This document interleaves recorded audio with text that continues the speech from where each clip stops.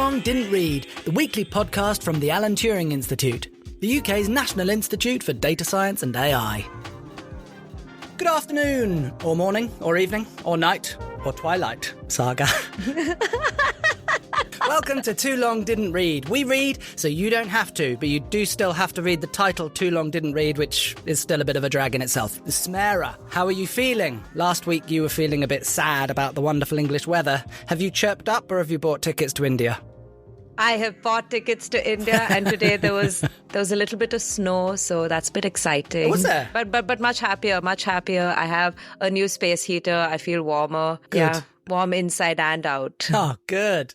Right, we better get on with it before our internet shuts down. That's a hint to our first item. This week, we will be looking at internet shutdowns, using AI for art history, and exploring how a chatbot can outperform an agony aunt. Something I've been reading about recently, brought to my attention due to the Gaza-Israel conflict, is internet shutdowns. I must say I hadn't heard the term before, and reading more into it I feel like I definitely should have. Internet shutdowns in essence are what they sound like, the cutting off or extreme hindering of access to the internet, particular web services or telecommunications by the government or ruling power, and have been affected countrywide or more specifically targeted to particular regions. These shutdowns control communities' access to information and communication in and out of an affected area. Smera, I now know that internet shutdowns are a huge problem and have been used before the most recent conflicts. Can you give me a little history lesson, please? In terms of history, communication blockades and probably the destruction of communications infrastructure has been around since we moved to more and more digital means. It was, of course, you could imagine armies wanting to bomb a telecom tower to prevent people from on ground trying to communicate with each other, which you'd have seen, over 100 years ago. But it does, in fact, exist to this day, except now it's with the internet. And internet shutdowns are often used as a reaction to conflicts, unrest, or political instability. Keeping this in mind, Access Now, a human rights organization, has released their mid-2023 report that shows some horrific statistics. Ethiopia has not removed its nearly 3-year-long internet blockade in the Tigray region, despite a peace deal being signed. Blimey. The Israeli Defense Forces have attacked civilian communication infrastructure in the Gaza Strip. Access Now has also reported that India continues to be at the top of the list. They have new blanket blockades in Manipur alongside existing policies on internet shutdowns, which have been sporadically carried out in the region of Kashmir and the Kashmir Valley. As you can tell, it is often in areas of political instability, and usually these blockades are conducted to strengthen the government's grip on power, as well as the control of information flow in and out of the regions. Yeah, and I suppose it's important to note, if not a little obvious, that if you or I were to lose the internet now for an extended period of time, it would be nothing much more than a massive pain in the arse. But we should consider the effect it would have on communities that not only could be in a conflict zone or could be going through an election period, desperate for information and communication, but also remote or displaced communities like refugees and those people that rely on the internet for healthcare or education. Yeah, internet blockades can also follow the visit of a high security individual, or in Iran's case, they interestingly introduced an internet blockade to prevent cheating and corruption in exams. So it wasn't related. Yeah, it was. Yeah, against cheating in exams and the corruption associated with it. Exams at what level? At the high school level. Really? Yeah. If I'm not mistaken, it was a high school or college level, yeah. Wow, seems like quite drastic measures. Yeah.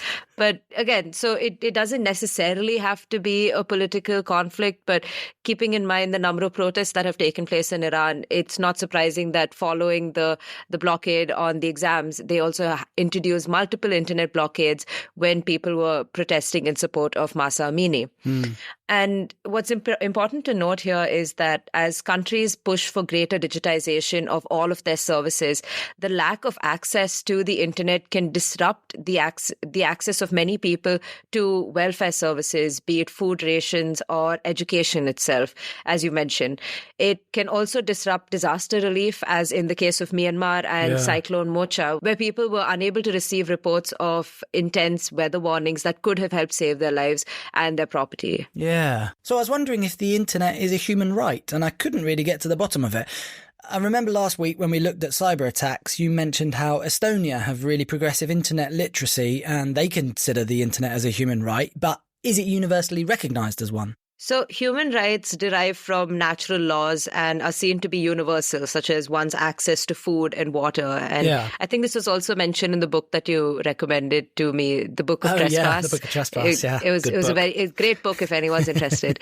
But on the other hand, you have civil liberties or the rights given by the state, and internet access to the internet or digital infrastructure would be seen as a civil liberty. Right. So if country A does not think it is a human right for people to get access to an endless stream of TikToks and Instagram reels, they can easily influence or cut off communications and the internet.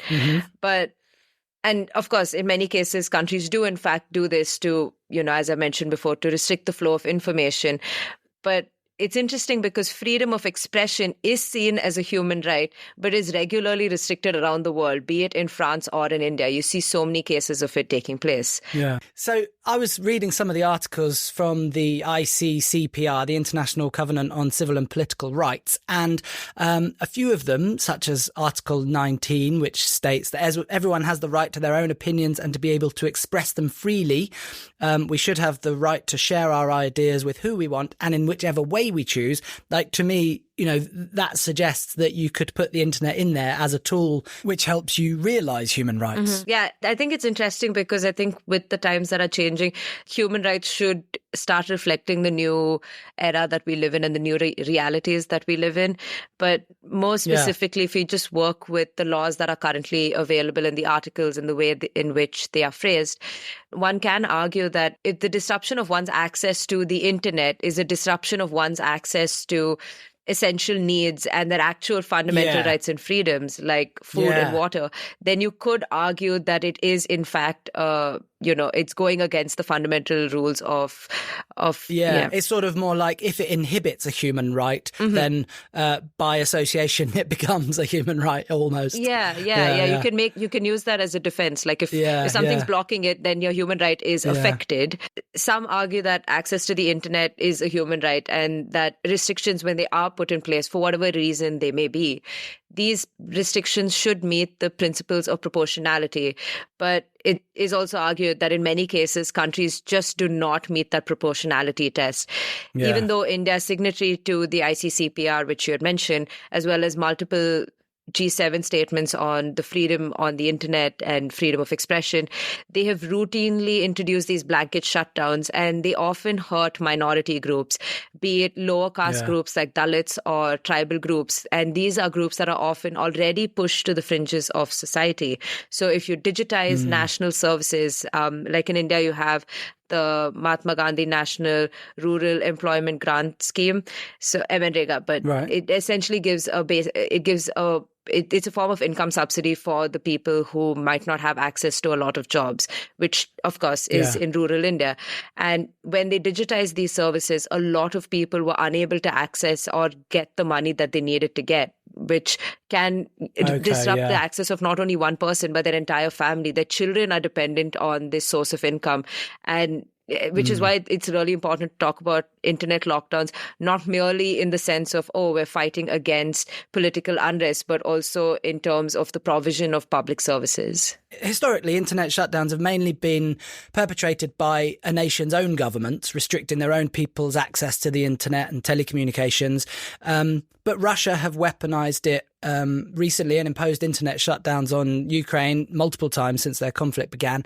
And more recently, the Israeli government have shut down communications in Gaza. Is this something we can expect more of? Other states shutting the internet down as a form of cyber warfare? It's interesting you bring up cyber warfare because of our previous episode and you know how hard it is. It's almost like I just learnt that phrase, which I didn't. I didn't know that one. No, in the case of Russia attacking Ukraine, you could argue that you're destroying civilian infrastructure, which is, of course, enshrined in many human rights doctrines as that they should be protected.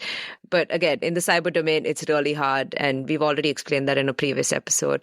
But in terms of expecting more of these cases in the future, I think it is just because of the sheer amount we are digitizing and the sheer amount we are relying on internet infrastructure. And very particularly in the case of conflict areas, controlling the access to the internet can limit the flow of first-hand accounts of brutalities or destruction wherever they may be. Yeah.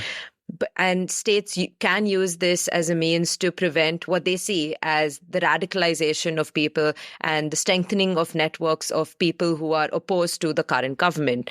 And it's important to note here that there is and seems to always be misinformation and disinformation on any war, regardless of which side you stand on.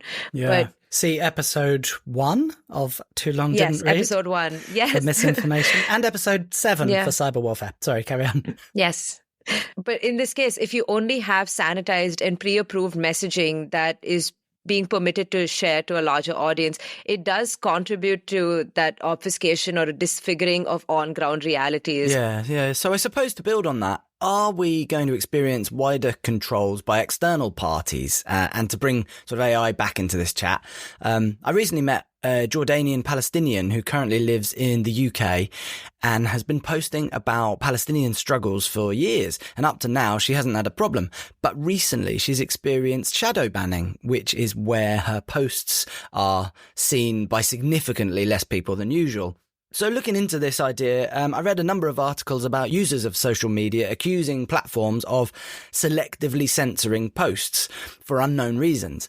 I'm guessing AI plays the part of keyword spotter here, but it's another reminder, isn't it, to be conscious of who we're giving our data to. Can we expect to see more of our familiar tech and AI companies playing sort of subtle roles in wider conflicts? Yes. A key element of this, as you mentioned, is the keyword identification. So social media platforms can identify certain keywords or graphic images, be it video or image content, that could potentially be harmful or very graphic in nature, which is often the case when it comes to the reporting of certain conflicts. And you can argue that this is being done for the common good and that this is done to ensure that people aren't subject to viewing such harmful content or violent content.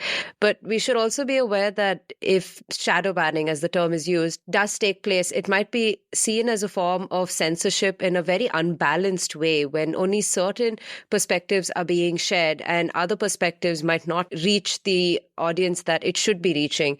And this is where it gets far more complex. I think that there is a correlation between a conflict that's going on and the number of shadow bans of accounts that regularly cover that region. I know it took place in Kashmir. A number of Kashmiri accounts are periodically shadow banned for their coverage. And it's very hard to make the linkages between whether a government is directing a social media organization to do it.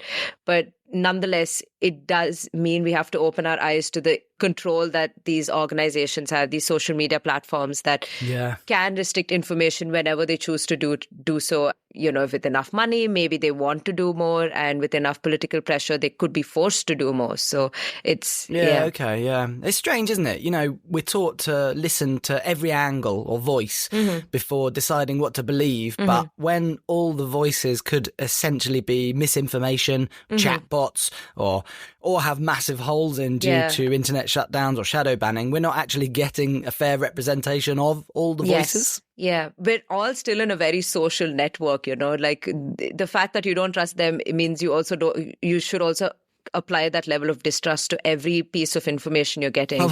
Well, that's cleared that up.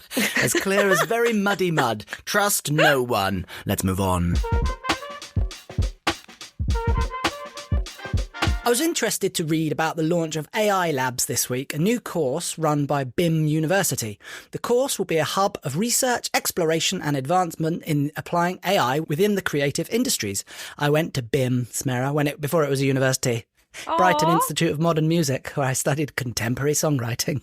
Oh, that's lovely. I think you need to release your album. I have. It's on Spotify. What? Oh my God, send me the link. Send me the link. It's just my name. But needless to say, it wasn't like a smash hit. I finished university and then went into the employment world and then realised I wanted to be a musician. So I saved up and went back to school. Oh, wow. What did you first study then? Media and visual art. Oh, wow. Anyway, this is not the Jonah podcast, and we would have far fewer listeners if it were. So, as we know, there are a lot of concerns when it comes to creativity and AI. We've seen the writer's strikes in Hollywood, how generative AI is essentially stealing and not crediting artists' work, and how musicians are being recreated and sometimes used without their consent. But I want to talk a little about the way in which AI can broaden our understanding of art. Ooh. I was reading about a load of scrolls that were burned and buried in a Roman villa when Mount Vesuvius erupted in AD 79. And recently, with the help of AI, researchers are beginning to be able to read them. It's early days, and so far the only word we have is, can you guess the only word from these Roman scrolls, Smera? Nero. Nero, that's a good guess. Food. Is it food? Food. It is not. The word is purple. Oh, because of the purple robes of like the elite. Maybe. Or maybe just someone was writing their favourite colours. My daughter does that all the time. We can't read too much into it, but it was really amazing. Google it, listener, and we'll link it, obviously. The scroll basically looks like an overcooked Yuletide log. The research was all part of a competition to see who would be the first to decode a word from this. And yeah, it's really interesting. Anyway, imagine what this technology will allow us to see. I'm guessing it opens doors for loads of historical advancements. Maybe with these methods, we'll be able to decipher more of the cuneiform or symbol-based writings on the clay tablets from Mesopotamia from 6,000 years ago. We could, but I'm actually really I'm far more interested in deciphering the Harappan script of the Indus Valley civilization. It was a river valley civilization that flourished in north and northwestern India around the Indus River. Interestingly, where the name India or Hindustan or Industan comes from. Sorry, but that was a side fact. Good side fact. But yeah. It's been around for ages, but no one has successfly deciphered the script. Like None of it. There's absolutely none that they understand from this. Okay, so there were many theories, all right? There were many theories on what might be the key to deciphering it, and it might be an inscription that's there in a cave in southern India. Yeah. Where they, believe people from the Indus Valley eventually migrated to. Right. It's a very, very interesting story because a study was done by these researchers at MIT, and they tried to apply machine learning to the Harappan or the Indus Valley script. They tried to replicate previous success in deciphering Linear B, which was a Proto-Greek language. They managed to train a model to decipher it quicker than the two people who were actually studying. I think their names were Michael Ventris and Alice Colbert, who they took 6 decades to decipher the script, Linear B. But with the new machine learning model, they were able to identify, I think, 67% of it really well and far quicker than, of course, it didn't take 6 decades for them to do it.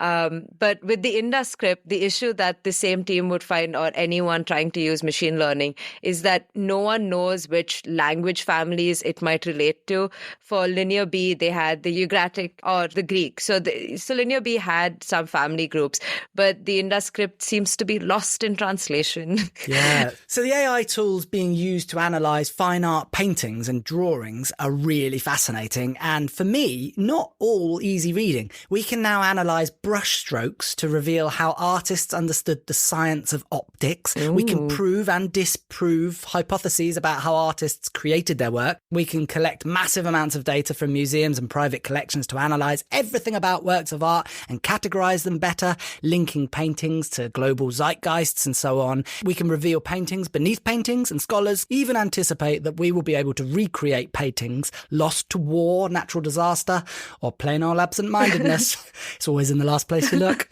That's nuts, isn't it? That we might even be able to recreate works of art that we know existed but no longer do in the physical realm. Like, what does that mean? Is that it's almost like the recreating a painting that was never there. Is it actually that painting? It's like the Theseus's paradox of Theseus's boat being replaced, planks being replaced over time as planks rotted, and then at what point is it no longer Theseus's boat? If we recreate a painting based on information we have about the painting, Is it the painting? Or like we discussed in episode 6, I think? Yeah, 6. Is a painting all about context and the artist's life experiences? Yeah, I think it's really interesting. And just to steal Jessie's comment, where she just noted that it stops becoming Theseus's boat the moment the British Museum steals it for a display. Yeah, I think it's really interesting. I'd only add that there might be an issue of anachronism or ahistoricism. So we'd have a model that is using the data that we collect as humans, which we have structured and classified, and it's going to use that data to kind of figure out what a piece of art means or what else it could have meant or where a related piece of artwork could be. And you can just imagine where it's going to run into faults, because I've explained the bias problem so many times in the past. But this is more of a temporal bias, but could be other forms of biases as well. And it might assume that, every tool that we're on the lookout for was all ever made for male use. It might not, understand, what role, women and other folks played within certain societies. It might even... seatbelt. Like the seatbelt. Yes. It might even say that the earth revolved, it might make claims that in interpreting a piece of artwork, that the people during this time knew that the earth revolved around the sun in like 1000 Common Era, which we know not to be true. And that, if you actually made that kind of claim, you were probably ostracized and beaten up by the church. But, you can imagine how those kind of claims might, but you can imagine like if it makes those kind of assumptions, it might be wrong. But at the same time, it might be good to use a model that doesn't have our own inherent ideas of what the past might look like, and might find that one answer that could link all of these different aspects together. Ooh, that's a thought. So all these methods are amazing and probably inevitable, and I'm sure there'll be loads of interesting things that we can learn about history and art history, but it's bonkers to me when we use it for art creation rather than analysis. Art is the creation formed by experience, process and emotion. The finished painting, song, film or book is the final part of the art itself. It's part of the process. It's just one part of the art. Yes. in my opinion. Yes, no, I think you share the opinion of many people, including ethicists. And I think that sentence is pretty empowering, especially for artists facing off with machines today. But you're an artist too, Jonah. How does the machine age in art seem to you? Well, I think creating my own forms of art, if I would never probably call myself an artist, but I'm not an unpopular artist. I'm not a popular artist. And I think... See, that's the best kind of artist. Yeah, well, I think you're on the fringes, it's subculture. It's the most freeing. And it was when I mentioned, I went to a music college. That's because I wanted to be a musician. And, we did have a little management and a record label and whatnot. I did release stuff, and I realized quite quickly, I definitely don't want to be a musician. I want to play music. I want to make art. Definitely don't want to do it for a living. I don't want to tour. I didn't really like performing live. I didn't like marketing myself, etc. So yeah, in that respect, I feel like I dodge a bullet with this argument, because I make, whether you want to call it art or just make stuff for myself because I love it and I can't really stop. It's art. Yeah, and so I think if you're a popular artist, then you might be worried, and if you're a mainstream artist, you might be worried because the AI reflects the mainstream and it doesn't reflect idiosyncratic artists who just make stuff in their bedroom, songs about trees. That's what I do. I'm actually writing a concept album about trees. Each song is a different tree, and the song will reflect. That's really nice. And they won't be really direct. It'll just reflect the je ne sais quoi of a tree. You can tell I'm an artist because I spoke in French. Let's not talk about me anymore. A couple of weeks ago on this podcast, we talked about how generative AI isn't creating art if it isn't working with emotion and experience. And I suggested that artists will rebel by not analysing their artwork. The academic side cannot be scraped by AI. And I mean not analysing their artwork online. So then the AI have got nothing to scrape about the context. So the painting or work will always be available to copy in its physical form, but the context wouldn't. But if you subtract the explanation, then we could find ourselves having to rethink how we interpret art, which I think is a really interesting sort of avenue. Yeah, I think I was just mentioning it before that, if we remove all of these inherent human ideas that we have about how the world is and, knowing all these wars existed means you're going to make those connections. Yeah. But it'd be really funny to kind of see how, art is probably going to be interpreted. But speaking of misinterpretations, I was looking, when I was reading into it, I found that Jacques-Louis David, his painting of Napoleon, it's this massive one when Napoleon's on this horse that's it just looks like it's conquering the Alps. Yeah. So some people say that this is just not true because in order to cross the Alps, you wouldn't be using such a mighty horse, but you probably would be using like a little track pony. Yeah, you'd be using, and so it just completely, you need all of that knowledge. So how much could the model be trained on our understanding of what it means like as a human to cross a mountain? I feel like it'd be really funny to think about how future generations are going to look back at our feeble attempts of AI art. They're probably going to find an old Instagram reel that's probably in some Instagram museum or something, and they'll be like, wow, they had this tech and they created different types of cows. Is that what they did? Yeah. But there will be AI art will be a thing, and we'll have to accept it and we'll have to embrace it and explore it, right? Because it's going to happen. Like, you might as well accept the inevitable and see what value you can get from it. Anyway, maybe the rebellion will be artists turning to live performance. Maybe we'll all be doing interpretive dance soon. I'm doing one now. Don't know what I'm interpreting. Anyway. Do you remember in 2014 when... Wait, do you remember 2014? Were you born then? I'm just not going to acknowledge this. Okay. Well, the Samaritans had a brilliantly well-meaning idea called Samaritan's Radar. Basically, it was a free plugin which used an algorithm to allow Twitter users to monitor each other's posts. The algorithm used keywords and phrases to flag tweets which indicated someone might be struggling to cope and would send an email alert to users who had signed up to monitor that account. The people being monitored were never notified or asked for consent. Great idea in theory, and maybe it saved some people from harm.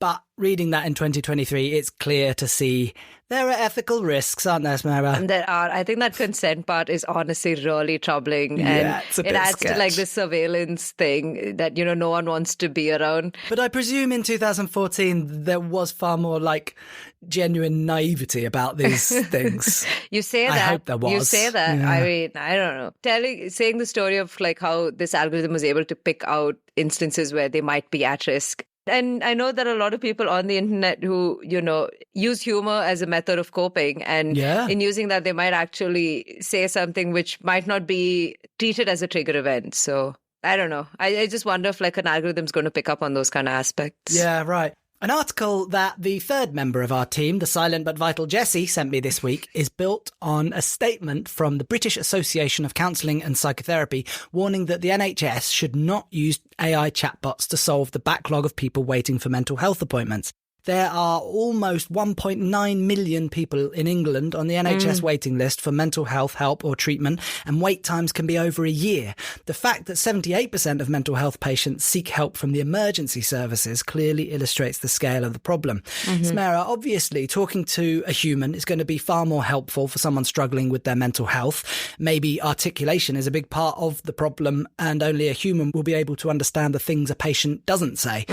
But can't we partner with AI to solve some of these problems? Surely getting closer to solutions is better than what it is at the moment. Sure, you can say that with the, that outrageous number of people on a wait list for therapy and even diagnostics for mental illnesses that they might have. And we can see why with, all the years of austerity measures that the NHS has faced, that they might want to turn to automation or technology to help ease their workload, improve their efficiency. At the heart of it, especially with therapy, there is so much depersonalization that might happen for a lot of people, looking for a therapist. you need that relationship that's set up with them. Sometimes you might go to 2 or 3 therapists before you actually find the one you are comfortable with. And with a bot, okay, so I don't like this bot. Who else am I going to go to? You could ask the bot to change its vibe. I'm not vibing with you right now. Could you get me someone else? Next bot. And of course, as with any other form of health technology, there are those fears of discrimination, and of course, and very importantly, the sale of extremely sensitive data about someone's personal life. I mean, we have those agreements that a therapist is not allowed to say anything unless what is shared in therapy could harm themselves or others. I keep repeating this, but by relying on these machines, we put some of the most susceptible people at risk. Often technology, especially health technology, is used on poorer populations or deprived neighborhoods because public services are just not reaching all of them. But we need a whole of society approach. I can direct people to see the research that Professor Michael Marmot did with his team. There was one report released in 2010 and another one released 10 years on to see whether those that advice and those guidelines were implemented across England to overcome these issues. And what the basis of his research was that there are social determinants of health, or where you are born and what income class you're born into or social class you're born into determines the future of your life and the health factors and your health outcomes over time. So if you're born in a low-income neighborhood or a more deprived neighborhood, you're going to live fewer years than someone who's born in a more high-income neighborhood. The reason why this is important is because if we start looking into the social aspects of healthcare, and rather than health administration or hospitals itself, we can actually reduce the number of people going to hospitals in the first place. So, if you're working 2 jobs, you don't have the time to cook a healthy meal for yourself, and you might turn to more fast foods, or the stress of a job might make you pick up smoking, and all of these things have subsequent problems to your health. So basically, this is all to say, he suggested with his team that you should have a whole of society approach to healthcare. Yeah, makes sense. A study by researchers at the University of Melbourne have shown that for the first time, a chatbot's responses have been perceived as better than a human's responses in a task where humans are required to be empathetic. Guess which chatbot we're going to talk about, Smera? Oh, I wonder. It's ChatGPT. It's ChatGPT's birthday this week. Oh, really? Happy birthday. Yeah. 1 year old. If you think you're tired of talking about ChatGPT, don't you think French people are sick to death of talking about farting cats? What does that mean? Do you get it? No. So in France, if you talk about ChatGPT, it sounds a lot. Chat is cat. Chat GPT means cat. I farted. Oh. And that is literally apparently what people are hearing. Chat GPT, cat I farted. Anyway. Okay, thank you for the explanation. It's funny. That's all right. I like to bring some of my academic research into the debates. Yes, that's very important. Stakeholder engagement, as I've said. That's right. So the study used ChatGPT-4, ChatGPT-3 failed, but ChatGPT-4 succeeded. Mm-hmm. And they said each of our 400 participants were presented a dilemma along with the responses by both ChatGPT and a professional advice columnist.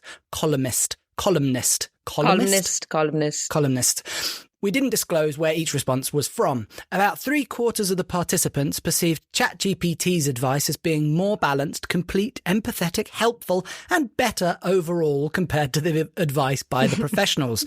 What do you think of that, Smera? Are you essentially saying that this was a form of the Turing test and that they could not tell the difference?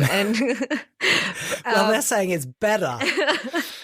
No, I think what's important to note in that study is that some of these are newspaper columnists. They're not, or magazine columnists. Yeah. They're not really a therapist. They're not trained in that aspect. They are not. They might disagree with you, but if they're happy to accept the term agony aunt, then maybe they don't. I mean, even that term just annoys me. But they're not therapy how you would see a therapist. They're more of giving general advice. And if you want more people to read your work, maybe you might use a bit more catchy terms. And you have 6 people hyper copy editing everything that's being published. finished, as opposed to ChatGPT that, probably is able to structure an argument better in that sense immediately. So I don't think this means that ChatGPT is more reliable.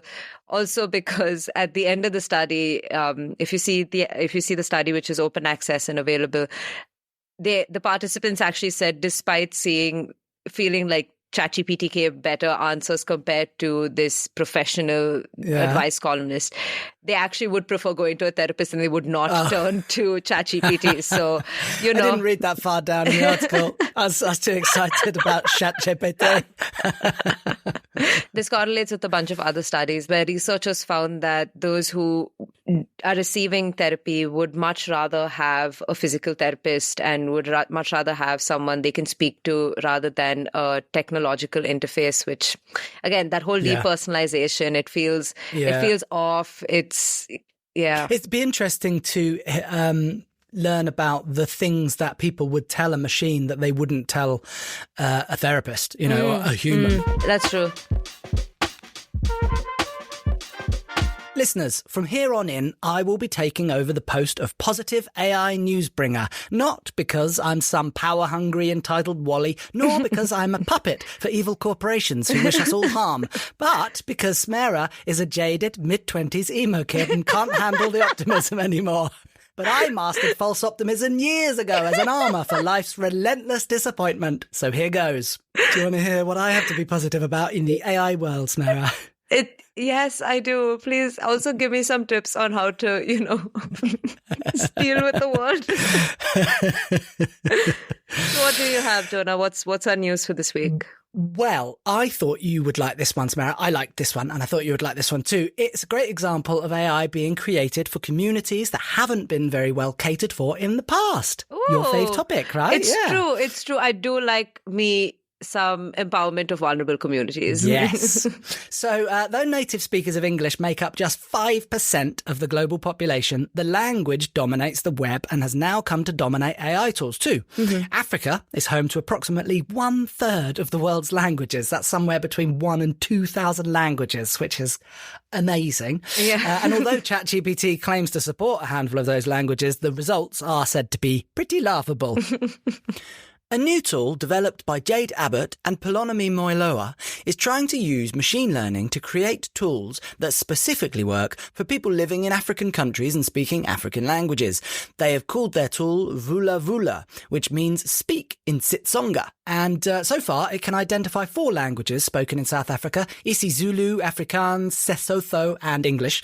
And they're working on more. It's also worth noting that isiZulu, for example, is spoken by a whopping 10 million people in South Africa alone. So yeah, these aren't niche languages. The tool can be used on its own, and we can link it in our show notes as ever, in case you are an African language speaker and want to put it through its paces, because it's in beta mode, or it can be integrated into existing tools such as ChatGPT.